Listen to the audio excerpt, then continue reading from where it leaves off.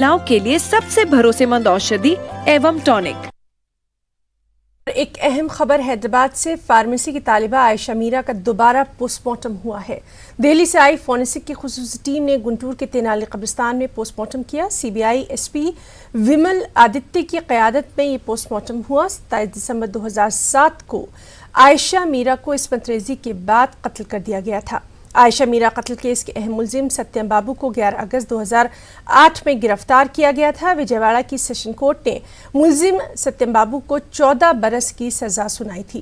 31 مارچ 2017 کو high court نے ستیم بابو کو بے قصور قرار دیتے ہوئے رہائی کے احکامات جاری کیے تھے۔ عائشہ میرا کے والدین انصاف کا مطالبہ کرتے ہوئے ہائی کورٹ سے رجوع ہوئے تھے۔ اسی کے بعد ہائی کورٹ نے اس کیس کو سی بی آئی کے حوالے کیا تھا۔ اب سی بی آئی اس کیس کی جانچ کر رہی ہے۔